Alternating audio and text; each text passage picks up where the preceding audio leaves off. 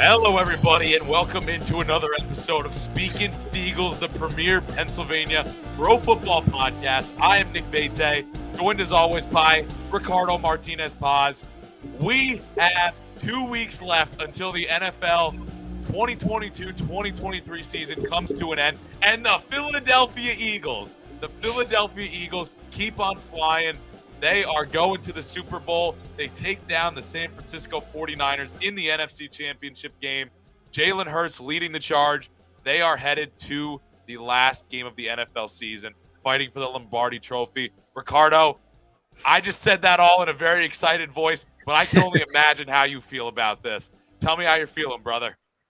So I'm feeling pretty good. My thing is, see, how do I say this? It's like I feel like I've sort of almost what's the word, like embodied, sort of like bought into Jalen Hurts' mindset of like job's not done yet. So that's sort of where I'm at right now. I'm like, yeah, okay, we won the NFC Championship, fine. Yeah, we might have destroyed the Niners, fine. But I'm like, there's one more game, there's one more you got to win. That's the ultimate goal, and I'm as excited as I am. I'm also like, the Eagles got to get the job done. That's how it's gonna have to happen. I think that's the perfect mindset, and I think Jalen Hurts has obviously been echoing that. But do you think that part of that too is also just the fact that like the Eagles haven't had a difficult game like in the playoffs so far? I mean, they breezed by the Giants, they breezed by the 49ers. Like, do you think so much of it is like a combination of that mindset, but also the fact that they really haven't been tested yet in the playoffs?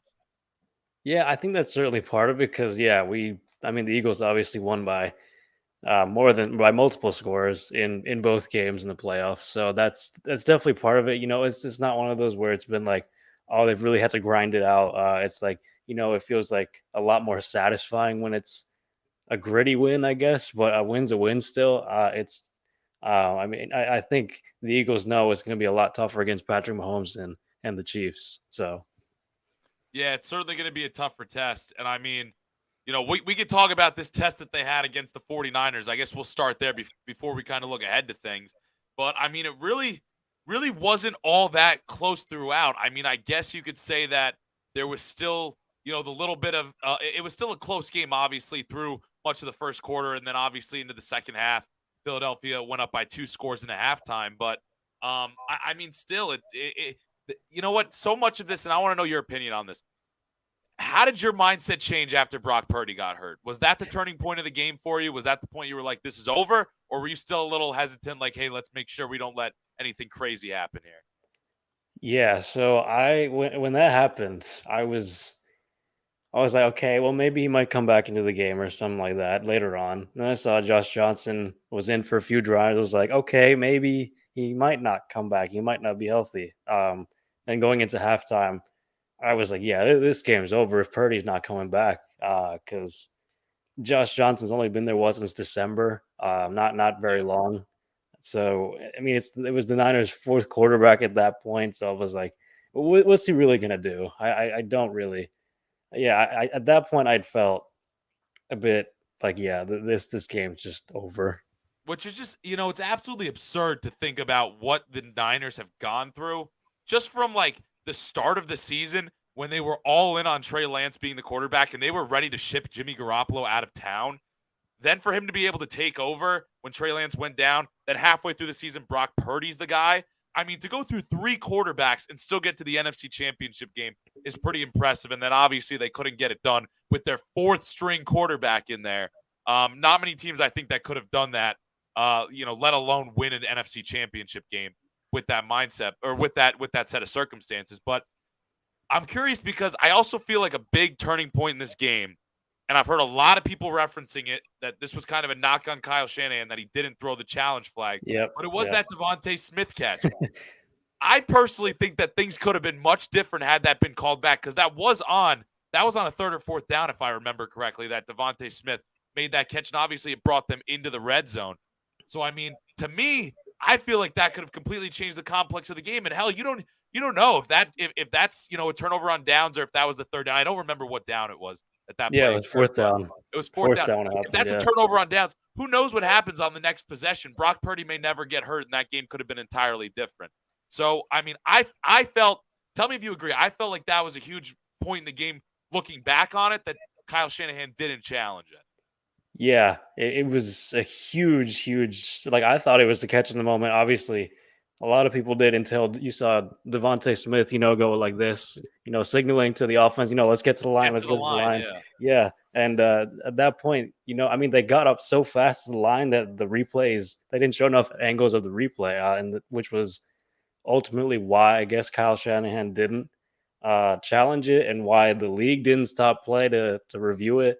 It was just I'll give credit to Devontae Smith on that. That's a huge heads up play, but I mean, I'm surprised even after he caught it supposedly like that no one picked up on the fact that he was like I know it's a code, but it's still like when a player gets up like that and you're like telling your team to hurry up.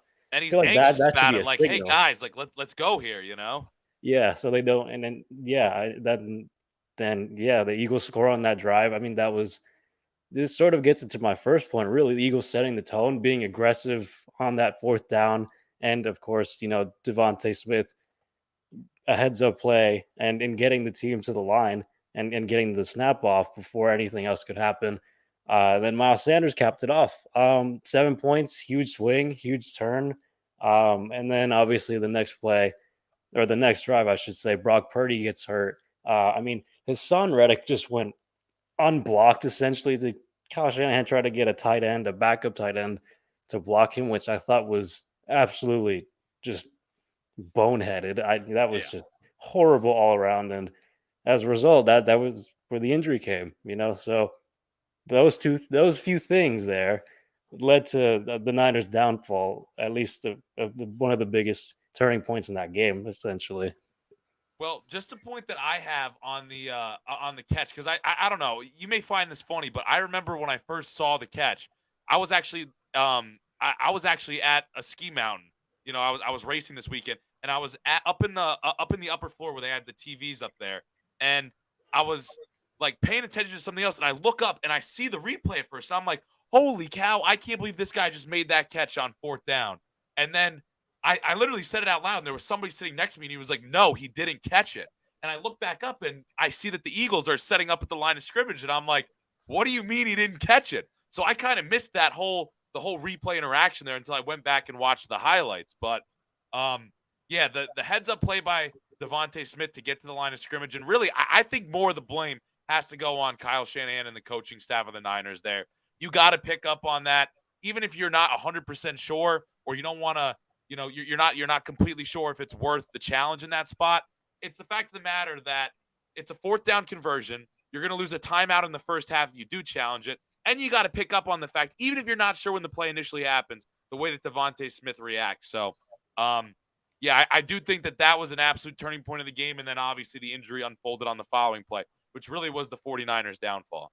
Yeah, and people are saying, "Oh, the Eagles are getting away with like easy wins and all that," but Brock Purdy didn't get hurt. Like he didn't hurt himself. Hassan Reddick was the one who injured. Like that's also just a testament to how good this defensive line has been all season. How ridiculously well Hassan Reddick's been playing, and I mean, like, and then they knocked Josh Johnson out of the game. They Ndamukong Suh concussed him later on, not intentionally, obviously, but Yeah. still. And then they first forced Brock Purdy to come into the game, and he couldn't throw the ball. So, like, you can blame the Niners for not having QBs, but the Eagles were responsible for that. Like that, It's I also don't know. That's it's just so also much. like the Eagles don't need to apologize Yeah, for beating the teams that are on the field across from them. I mean, yeah, this is the reward that they get for being the number 1 seed. This is why they get the first round bye. This is why they get to face a lesser Giants team that upset a 3 seed in the first round. This is why they get to face a 49ers team that's already had to play 2 prior playoff games. That's the benefit of playing well in the regular season in the NFL. Is you're rewarded with that number 1 overall seed, and they took advantage of it. And yeah, like you said, it was also just because their defensive line is one of the best we've seen in the history of the NFL. And they wreak havoc game in and game out, and that was certainly the case this one. And you never hope to see injuries, but yeah. you play the guys that line up on the field across from you. And the Eagles dominated the 49ers squad in that facet of the game. Yeah, those 2 drives were it's just such a tone setter. That was my biggest takeaway of that game. It really did alter the game ultimately. And overall, the Eagles forced 3 takeaways, all of them fumbles, 3 sacks. Son Reddick had 2 of them, less than 200 yards of offense, which obviously is because of Brock Purdy and then Josh Johnson getting out or getting knocked out of the game. I definitely would have been closer, but that's what if the whole what if scenario. That's all hypothetical. We will never know if this game would be closer. But again, the Eagles defense played really well. Uh, so yeah, I mean that's my biggest takeaway, at least from the defensive side of things. Yeah, no, I mean, absolutely, and I mean, I think Hassan Reddick was even your player of the game. Yep. Um, that Eagles defensive line just dominated up front, and he's a guy that I mean, he's had a great postseason already. I think 3.5 sacks on the postseason so far, and obviously Yep. the big forced fumble, which was a turning point in the game. But that unit is just so, I really don't know how you prevent them from getting to the quarterback. They're just so dominant at rushing the passer. Yeah, it's yeah, I put he finished overall 3 tackles, 2 sacks, forced fumble, fumble recovery, tackle for a loss. I mean, that's as dominant as it gets, really. Um, and I guess I'll switch it over to the offense. It definitely was not pretty offensively. The Eagles had to earn every yard. The Niners defense made them play really hard. I mean, that's why they're the number one defense. Every yard was like just so it seems so difficult to earn. But um, Jalen Hurts only finished with 121 yards, 15 to 25. He had a rushing TD, no interceptions, no touchdowns thrown. And I mean, they still put up 31 points against the best defense in the NFL. They ran the ball 44 times. I think 2 of those were, or 2 or 3 of those were QB kneels at the end of the game just to kill it off. And that, in total, 148 yards, 4 rushing touchdowns, 2 from Miles Sanders, 1 Boston Scott, and 1 from Jalen Hurts, as I said before. And I mean, the Eagles were also on one drive specifically. They were assisted by Niners penalties. I believe there were 3 of them that led to first downs, and that really sort of buried that. I think at that point it was Boston Scott who scored, or it might have been Jalen Hurts. They put the game to bed essentially. Yeah, it was Jalen Hurts made it 28-7 on that drive, and yeah, the Eagles ultimately scored more points. They capitalized on the Niners defense and their miscues, and then that's why they came out on top essentially. I mean, I think it's just the simple fact that, it's like the Eagles offense. And I think that it had to be something that when you see Brock Purdy go down and it's Josh Johnson, who's barely even been with the 49ers, there's going to be that mindset change of, hey, like, if we just don't turn the ball over and we do enough to get, and we do enough to win this football game on the offensive side of the ball, your defense is going to be able to contain what the 49ers are doing over there. So, yes, was this the most dynamic Eagles offensive performance we've seen this year? Absolutely not. But you know what? At the end of the day, they didn't turn the ball over and they punched the ball into the end zones enough time and capitalized on the mistakes the 49ers defense did make to get the job done. Yeah, and Jalen Hurts, he missed a few deep throws, which the Niners are sort of vulnerable against. But I don't know if that had anything to do with the shoulder necessarily, or whatever that deal was. But it was certainly a little off from Jalen Hurts in this day. And I kind of expect him to be a bit better in the Super Bowl, but we'll get into that a bit later. Actually, I'll say my third point, which is the Eagles obviously going to the Super Bowl. I just the one quote from Jalen Hurts: "We don't need no rah rah speech." That whole that the hype video that the Eagles came out with Brian Dawkins narrating it was, man, that gave me chills. That was that was epic.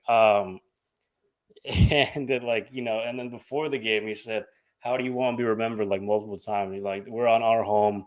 I mean, he's just such a leader now. He's grown so much in that aspect. As a forget the he's grown as a passer, as a runner, as a leader of this team. He's I mean, just the energy he brings, his work ethic, his mentality.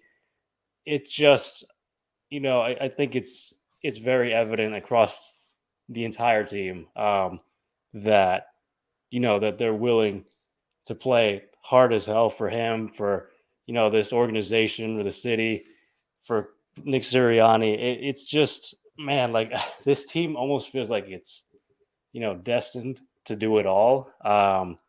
And I also have to give some credit to Nick Sirianni for also growing tremendously since last season. His aggression has always been there. For obviously, the fourth down call is just one of those examples. And he's very, very passionate. We've seen Yeah. it so many times. It just like in front of the camera, I'll be like against the Giants. He's just like, yeah, I know what the F I'm doing, and all these things that Eagles fans absolutely love about him. Wearing his heart on his sleeve. He embodies Philadelphia. He is, yeah. He embodies them, yeah. And he believes in himself, believes in this team. He's been delivering the right messages all season long, and now there's just one more step, as I said. But one last person I need to give credit to, Howie Roseman, the general manager. Before this season, or I feel like maybe in prior seasons, I would have said Roseman's a bit, like I'm a bit iffy on him. But this season, it's very clear that he's been a key part in helping build this roster. He's certainly had his gaffes in the past, but Yeah, like the way that this whole roster has come together from the top to bottom depth is incredibly impressive. yeah. It's okay. To the offseason, it was Hassan Reddick, Kazir White, Linval Joseph, Ndamukong Suh, James Bradbury. Um, those last four on 1 year deals. He drafted Jordan Davis, future contributors and Cam Jurgens and Nakobe Dean. Also traded for CJ Gardner Johnson and also has the Saints' 10th overall pick this year. And here they are in the Super Bowl. They have two And first and rounders and now. traded for AJ Brown as well. Yeah, I didn't even mention that. Yeah, and AJ Brown, obviously one of the biggest, if not the biggest, acquisition of the offseason.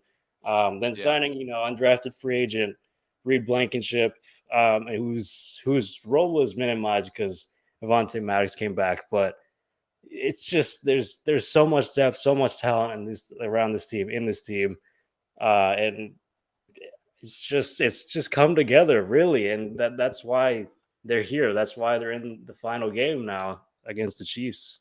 Yeah, absolutely. It's been a master class on how to build a roster from scratch, and well, no, I don't want to say from scratch, but he's done it over the course of many years. It wasn't just a 1 year turnaround all of a sudden, but we sort of saw this whole thing coming last year when they made the playoffs, and then kind of at the start of the season, both of us were like, if Jalen Hurts is the guy, this roster's talented enough to win the division and honestly make a playoff run. And now you look at it and you see what the finished product is like when you have that franchise quarterback at the helm. A guy in Jalen Hurts that I don't think many could really argue the fact that he's a top 5, top 7 quarterback in the league, and I think he's in that top tier of guys. I mean, when you tier the quarterbacks from this season, as who's had the best season, I think you talk about guys like Patrick Mahomes, Josh Allen, uh, you know, Joe Burrow. I think Jalen Hurts has to be right there in that category as well. And him along with Nick Sirianni on the field, and obviously Howie Roseman doing the wheeling and dealing behind the scenes. They have brought this team to the precipice of a Super Bowl victory. They've got one game left to play with all the marbles on the table. So um, I don't know if you have anything else that you want to add. I do have two things I want to bring up from this game and get your opinion on real quick before we move over to kind of storylines for the Super Bowl. Yeah, you can add. That's all I had to say, really. So I'm curious. Did you see the tweet from Fred Warner's girlfriend? Um, What they did that she didn't feel safe. that she didn't feel safe, and then like the part that was horrific to me was what she said about the airplane crashing. Oh, I didn't see that one. I didn't see that one. Jeez, what happened there? I'm pretty sure I'm gonna pull it up real quick, but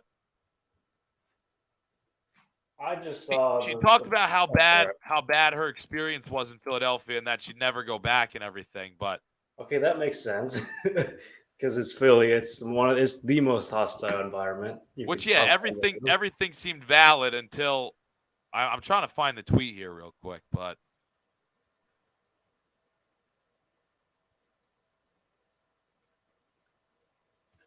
hmm. Yeah, yeah, this is what it said. Fred Warner's wife, Sydney, says she'll probably never go back to the link after her experience with the Eagles fans. And here's the quote that she tweeted. I didn't feel safe. Fred told me don't wear red, but I had a red bag. The FUs and shoving, I hope your plane crashes. I'm all about passion, but never again. Oh, she said that. She said, "I She hope you're." said that. Wait, she said that the Eagles fans said like they hope her plane crashes. That was she's saying, or No, that no. The way that I interpreted it was that she said that. two Eagles fans. Two Eagles fans. Oh well, okay. I don't know. I don't know what I'm supposed to say about it. I mean, she's like, I don't know. In the moment, yeah, that's especially when you're kind of ganged up against other Eagles fans. It's it's kind I of mean, difficult to I defend believe it yourself. that it was probably a really bad experience for her, I but mean, yeah. under no circumstances do I think someone should be imploring a plane to crash. I don't care if it's the Eagles. I don't care if it's the Eagles fans. Like, whatever the circumstance is, I think that's kind of messed up to say. Now, that being said, Yeah. what do you make of the Eagles fans? Because at a certain point, you almost feel like it gets a little over the top. I mean, I know that they bring obviously one of the best home stadium atmospheres in the NFL, but you still don't want it to be unsafe for visiting fans. Uh, I hate to say Unsafe this. for visiting fans, Ricardo. Yeah, I obviously want it to be safe, but like in playoff games more specifically, it definitely it goes over the top a bit with the Eagles fans. I mean, you saw what happened after they won the Super Bowl. They stormed the streets. They like trashed their own city. I'm like, like what Which kind is of all stuff well are and they? good. If they want to put themselves at Fine. risk and climb greased street poles and jump through bus stop roofs, I'm all good with that. But like to make opposing fans feel scared in the stadium, I think is a bit over the top. I mean, we've seen fans die at stadiums before when they're in a hostile crowd. I mean, I always think back to when we were in like middle school. There was a Giants fan that died at a Dodgers game or something like that. You just hate to see an environment like that. I think both parties can, maybe be seen as wrong a little bit. But look, I'm not telling the Eagles fans to pipe down or anything. Have a great time. Make that home stadium, the most, raucous in the NFL. But, do it without harming other teams' fan bases Yeah, physically. yeah.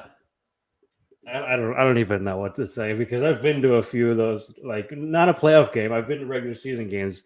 Um, yeah, it can get ugly when you see someone, especially if I went to a Giants game, I believe, or the Cowboys, or both, and the Cowboys fans were just getting all the crap in the world.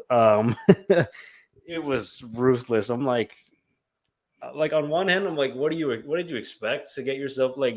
Do you know what you're doing? You know what you're getting yourself into, but on the other side, I can sort of see what you mean, but I mean, not all fans are like that. I'll say, they're not Yeah. all that ruthless.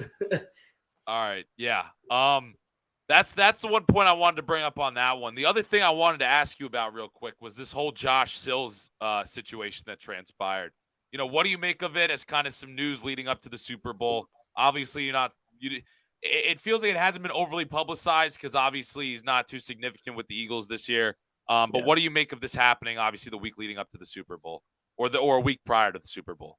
Well, I'll say the situation itself was terrible, and obviously the Eagles had to put him on the what is it, the exempt list or whatever it is. I believe so. Yeah, and investigations, all that stuff. That's underway, and um, is it a distraction?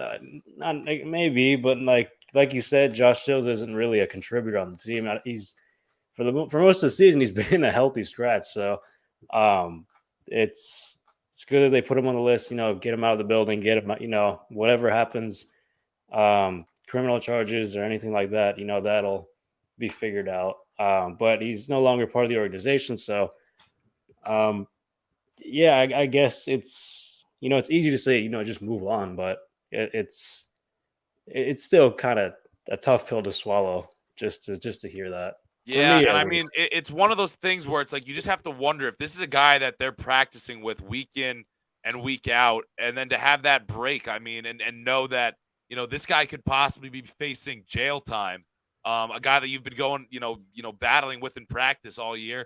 You wonder if that hangs on the minds of him at all. But I guess that's where it really just comes time for the leaders to step up and say, hey, the proper course of action will be taken with him. We need to focus on, our job before, what could potentially be a very enjoyable offseason for this Eagles team. Yeah, for sure. I'm sure that's what the message is at this point in time. All right. So that being said, I think we should get into some of these previews that you have here, or storylines that you have for this game, and we'll run through them and talk about each one kind of briefly. But yeah, why don't we get going with the first one here? You said you have 10 of them. Yeah, 10 of them. All right, let's rip through it, I bro. did some digging. The first few are like fairly straightforward. They're the most obvious ones. The first being, Andy Reid against his former team. 14 seasons, 130 wins, 93 losses, 5 NFC Championship appearances, a Super Bowl appearance with Philly, obviously lost to the Patriots in 04, I believe it was. And yeah, I mean, that's I didn't even until you just said that, because I feel like I have viewed Andy Reid as a Chief like for so long. It's like almost etched in my mind at this point. The fact that he's won a Super Bowl with the Chiefs as well, like that honestly didn't cross my radar for a second. That like he's going up against his former team, but I'm sure that's a little bit of a motivator for him, no doubt. Oh yeah, for The sure. fact that Howie Roseman was there when he was the head coach as well. So Yeah. It's really interesting. Obviously, he's not letting that get to him or anything, and he said, Philly should be proud of themselves and all that stuff. I'm he still loves that city, I'm sure. But that's probably the biggest one. The next biggest, and honestly, it might be bigger than the Andy Reid one, is Travis and Jason Kelsey going up against each other. Yeah. I feel like we've heard that. I've heard this a lot. Yeah, I'm actually shocked that we haven't heard the Andy Reid one more. And yeah. all we've been hearing, and you know what it is? These guys do a podcast together now. I don't know if you've listened to it. I haven't. Supposedly, it's fantastic. Have you listened to it? No, I feel like I should though. I kind of feel like I should too. And you know what? Travis Kelsey was on the Pat McAfee show after the divisional round, and I was listening to an episode of that. And he was interviewing him, and he was really hyping up the podcast, like more than you would for just like, oh, like one of these famous radio show guys has a guest on. Oh, this player's got a podcast. Oh yeah, we'll make reference to it. It's a great podcast. He was hyping it up like it's one of the top podcasts for sports and for football on any platform right now. So definitely. I wonder if that plays a factor into why this has become such a big storyline in the media. It might, but the other part of that is, they're the first set of brothers to play against each other in the Super Bowl, and both of them have one to their name. So this is like the ultimate bragging rights. Whoever wins this, hopefully Jason does. Obviously, I'm an Eagles fan, so especially because Jason's kind of on the twilight of his career. Travis Kelsey's still kind of in his prime, so it would be something too. I would buy into it more like, oh, it's the first brother matchup in Super Bowl history. If it was like, imagine if Travis was like a D lineman and he was going right up against his brother at the line of scrimmage. I mean, that would really excite me. For this, it's like, all right, they're brothers. Their mom will be in the stand rooting for both offenses. Like, all right, it is what it is. Like, one of them will be happy, the other will be, sad, but probably, still at the end of the day realize, hey, at least my brother won a Super Bowl. But I don't know. It's definitely a story that the media has been given a lot of attention. Yeah, their mom, Donna Kelsey, cannot lose at all in this. She can. She can. What jersey is she going to wear? What colors is she going to wear? She's going to, I know for a fact, she did this once when the Eagles played last year. I think she wore like a one down the middle. It could split Eagles and Chiefs. So it was like Jason one side, Travis the other. I think that's what's going to happen. I wouldn't be surprised. I'm sure there are going to be a ton of shots of, how much do you, oh yeah, she's going to be all over the broadcast, but how much do you think those jerseys split down the middle cost? I have no idea, dude. I mean, that's got to be a little bit, that's got to hit the pocketbook a little bit to get one of those made. Yeah, probably. I mean, not that it really matters. It's like her sons are both multimillionaires. So yeah, exactly. I mean, to me and you, I'm talking about maybe a couple $100. That's a drop in the hat for the Kelsey family.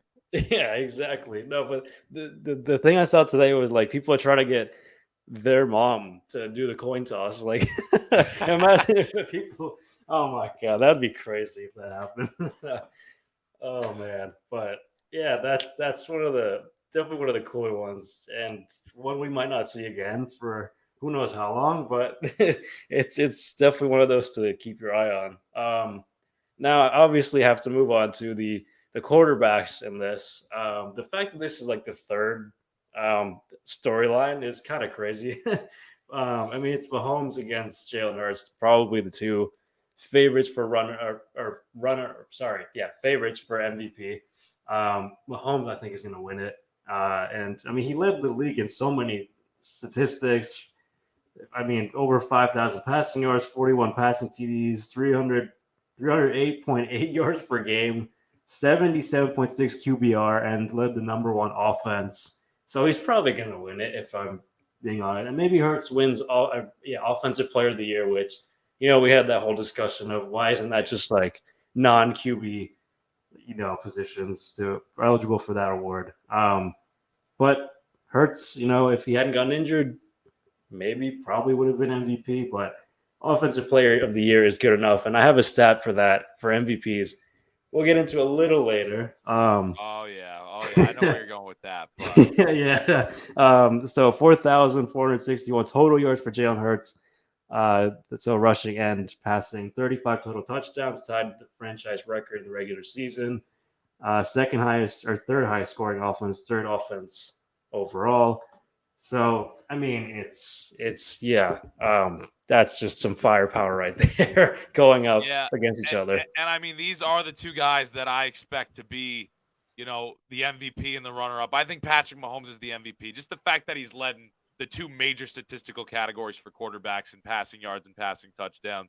And he brought his team as the one seed in the AFC.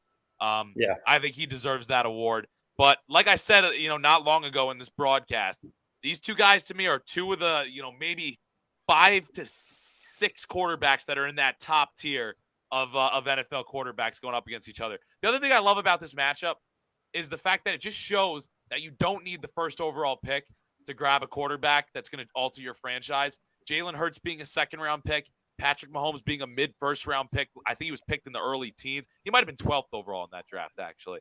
But the fact that it didn't take a first or second overall pick to grab these guys, the fact that Mitch Trubisky was drafted at the top of his draft of the same draft class as Patrick Mahomes. I love the fact that it's two guys that are the best players at their position in the sport, and neither one of them was a top 5 draft pick, top 10 draft pick.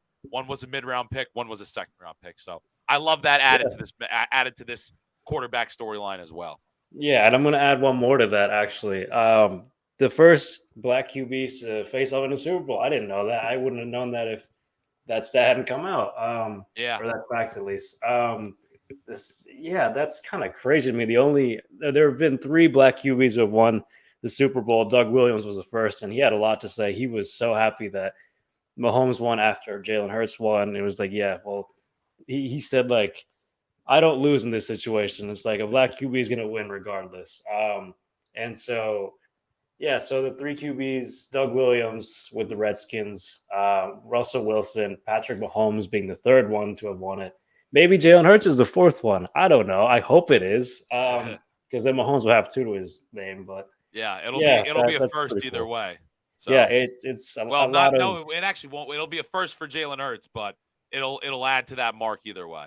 Yeah, I mean, it's a lot of storylines just on the QBs themselves. I'm going to add one more to that. Potential limitations, injury-wise. Mahomes, obviously, high ankle sprain.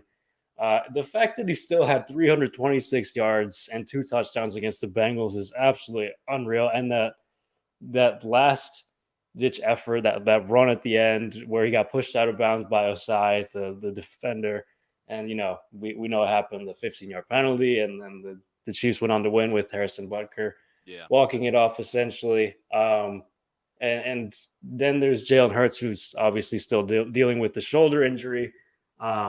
Missed a few deep passes, as I mentioned before. I don't know if it has to do with the shoulder or not, or just the Niners defense was kind of getting to him. But, those are 2 kind of somewhat significant injuries, I'd say. And I think the fact that both of these guys now are going to have the extra week to prepare. I mean, I would expect Jalen Hurts, his shoulder at this point, to the fact that he had no injury designation going into the last game, and now he's going to have an extra week off before the Super Bowl. I expect him to be fully healthy, and I expect Mahomes maybe still to have a little something. I mean, that's going to be almost a month removed from when the injury first occurred. I mean, it may still be nagging him a little bit, but I would imagine he's pretty close to good to go.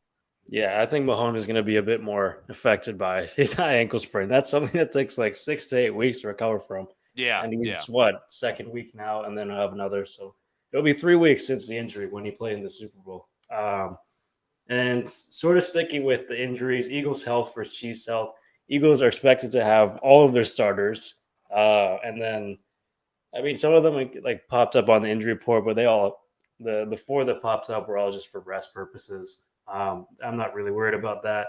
And I mean, the Chiefs, they lost a few players in the game against the Bengals. Kadarius Toney with an ankle injury, L'Jarius Sneed, their corner, head injury, Willie Gay Jr., their linebacker, the shoulder injury, Juju Smith-Schuster, a knee injury, Mecole Hardman is re-injured his abdomen, which is what kept him out since week 7.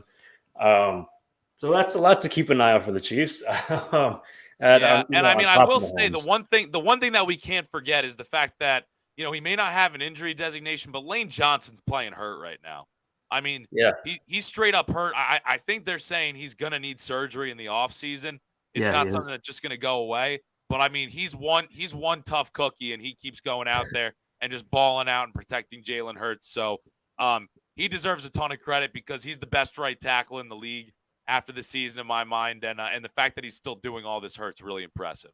He said after the game that it didn't hurt as much as it did against the Giants, which is a good sign. But yeah, he's going to need surgery after this, and he allowed 0 pressures against Nick Bosa. So that's The just guy is impressive. the guy is insane. The guy He's is insane. he's a warrior, man. Okay, number 7. Can second-year head coach Nick Sirianni follow in Doug Peterson's footsteps? Doug Peterson finished I believe his first year 7-9. The Eagles missed the playoffs, and the following season they won the Super Bowl. Nick Sirianni last year, they were 9-8 and made the playoffs, lost to the Bucks, one and done.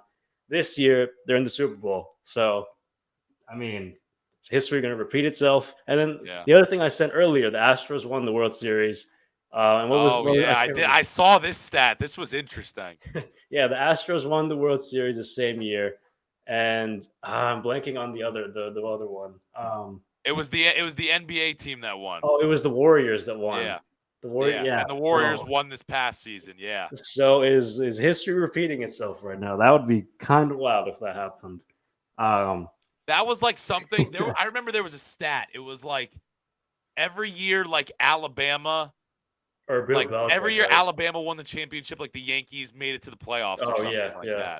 that. Some randomly, I don't remember exactly. That's just off the top of my mind. But I remember there being a similar stat like that where it's just like, how does it always line up this way, you know? Yeah, it's so weird how things just happen like that. Yeah.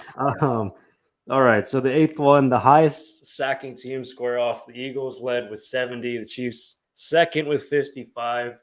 I mean, it could be a lot of sacks in this game. There might not be, but that's certainly something to follow throughout the There's going to game. be a lot of pressure on both of these offensive lines. Yeah, for sure. Then number 9, high school teammates face off. Eagles wide receiver AJ Brown against linebacker Willie Gay Jr., who I just mentioned has a shoulder injury. He's probably going to play. Both won the state championship at what does it say, Starkville High School in Mississippi. That's another fun fact for you.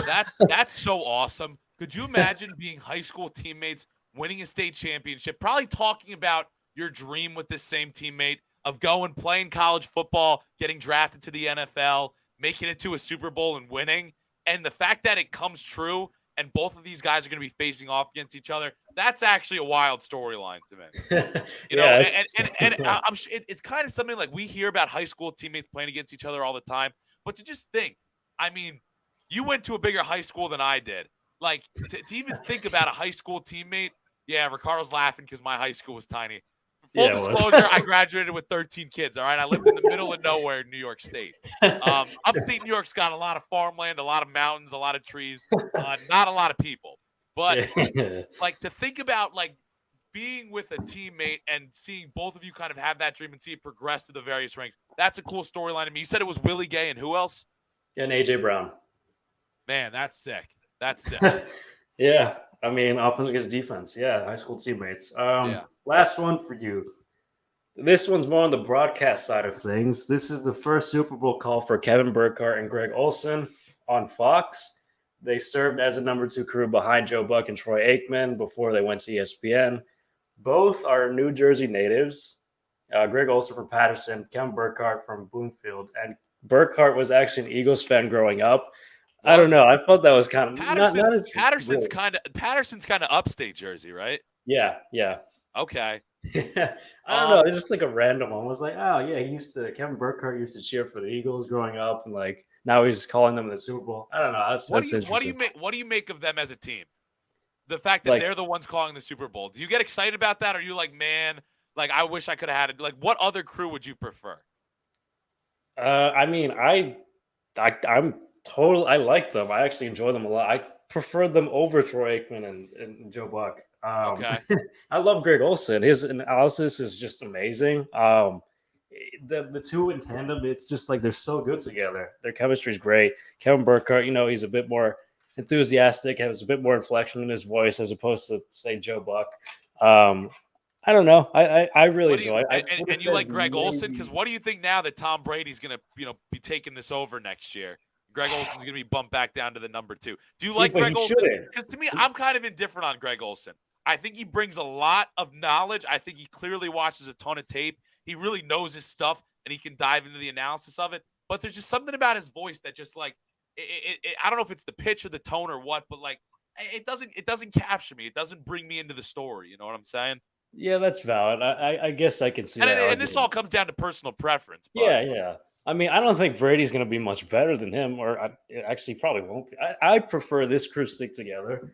I think they've done a really good job this season. I'll say Joe Davis. I love Joe Davis, Yeah, man. I Joe love Davis Joe is Davis. awesome. Like, if it were, yeah, Kevin Burkhardt, I'd definitely say Joe Davis up there. You know what? I have no clue. This is just me spitballing now. Do you think Fox has thought at all about pairing Tom Brady with Joe Davis and moving them to the number 1 crew and then keeping Burkhardt and Olsen together and bumping them down to number 2 just to keep them together because they've already got that chemistry? I don't think Joe Davis is going to overtake Kevin Burkhardt. I don't think he should. I think Burkhardt's been there longer. He's more experienced. I'll say that.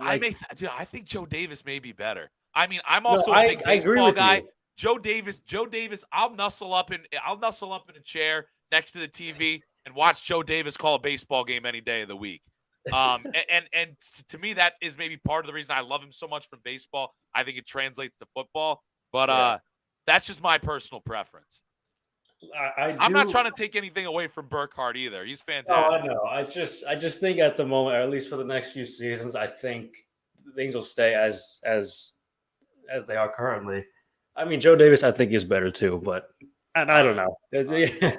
But all right, last part of this episode: streaks and records to watch. Now, I mentioned the MVP thing, so guess how many? All right, okay. Guess how many games the last 10 MVPs have won?